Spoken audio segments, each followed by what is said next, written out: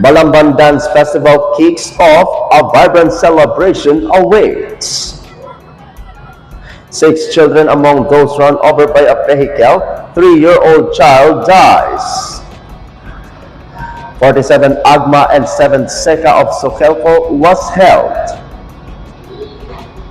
And why can't you tickle yourself?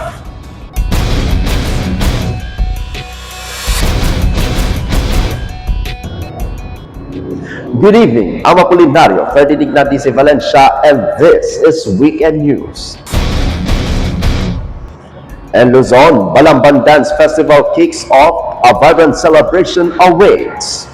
The 2026 Balamban Dance Festival officially kicked off on the evening of April 25, 2026 at City Hall Park in San Andres in the city of Santiago, the province of Isabela. City Mayor Attorney led the celebration. Sheena Tan, together with Congressman Engineer Joseph Tan of Isabela's 4th District, Vice Mayor Jamin Tan, and the Inter-City Council. Also in attendance was Isabela Provincial Tourism Officer Joan D. Marana. The opening ceremony began with a solemn prayer through a Thanksgiving Mass, offering blessings for the activities prepared for the Balamban Dance Festival and the 32nd cityhood founding anniversary.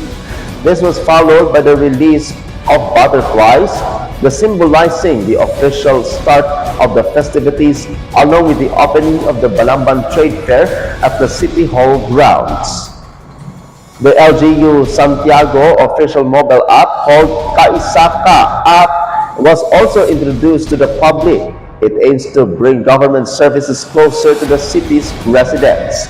Meanwhile, the public can look forward to performances by local bands and artists, along with other activities, as part of this year's simplified celebration amid the ongoing challenges brought about by high fuel prices in the country.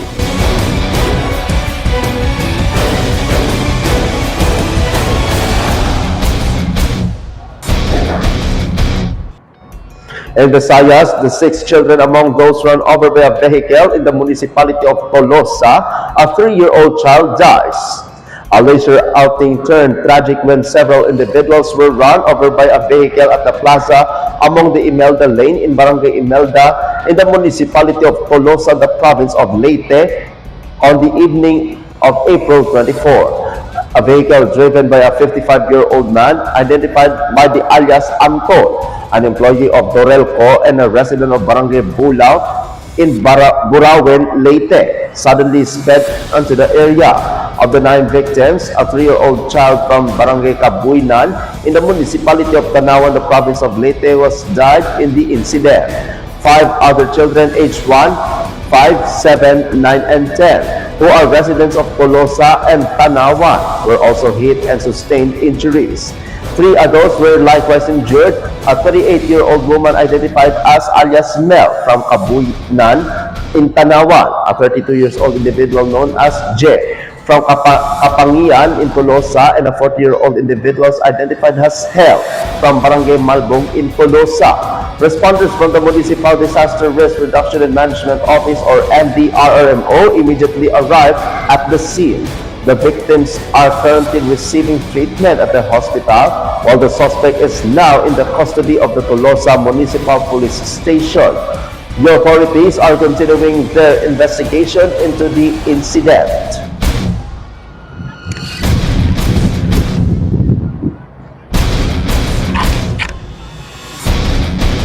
In Mindanao, the 47th AGMA, or Annual General Membership Assembly, and 7th SECA, or State of the Electric Cooperative Address of Sokelco, was held in the city of Tacuro.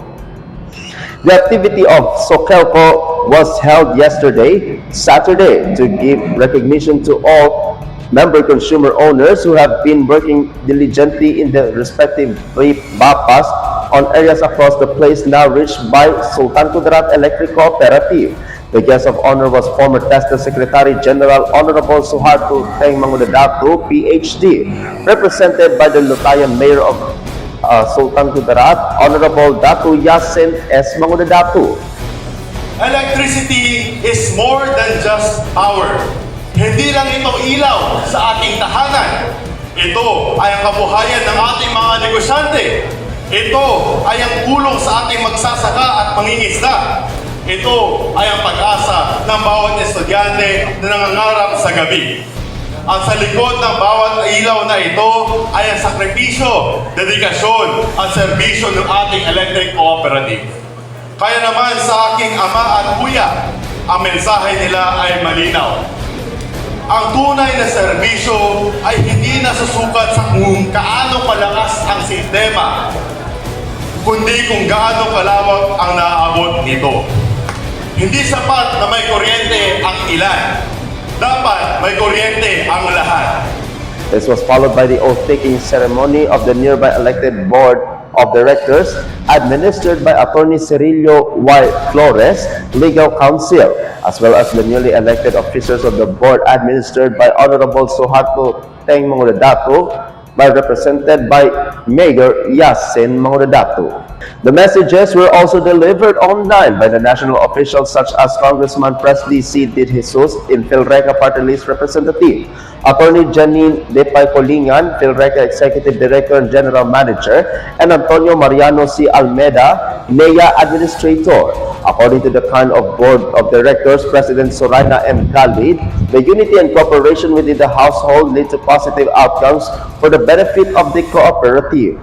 Sultan Kudarat Electric Cooperative Incorporated has now reached far areas through the collective efforts of all member consumer owners, the board of directors, employees, and smart initiatives and promoting good governance, especially in collection policies to sustain the cooperative's needs. Prizes were also given during the raffle draw for member consumer owners across the Sotelco's coverage area as a way of recognizing each one in return for their unwavering support of the cooperative. The final message, along with the presentation of Sotelco's accomplishments and developments, was delivered by the approachable and humble OIC manager Wilfredo M. Evangelista, PhD. All attendees of the activity went home happy, bringing with them the prizes they won, whether online or in person. The activity concluded successfully with smiles and joy among all member consumer owners and guests as everyone received prizes.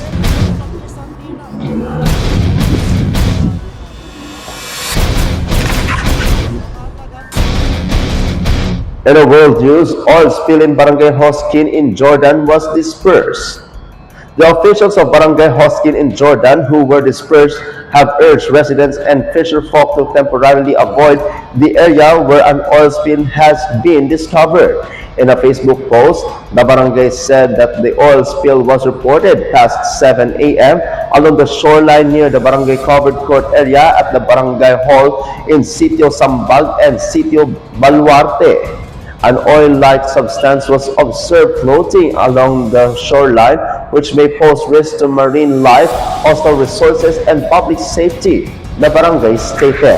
The advisory added, they advised everyone, especially fisherfolk and residents of living near the shoreline, to avoid the affected area until proper assessment and cleanup are completed.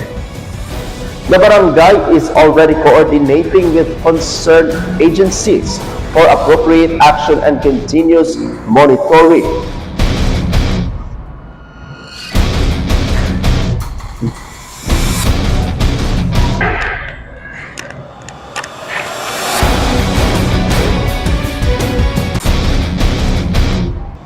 And our health news, why can you tickle yourself?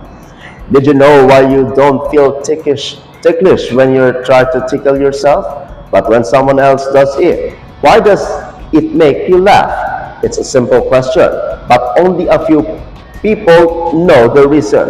In science, our brain, especially the cerebellum, can predict our own movements. That's why when you're the one doing the action, the brain ignores the sensation because it's already expected. But when someone else tickles you, it's unpredictable. That's why you really feel ticklish and often end up laughing. The ticklish sensation is actually a defense mechanism of the body, particularly in areas with many nerve endings that are very sensitive even to the slightest touch.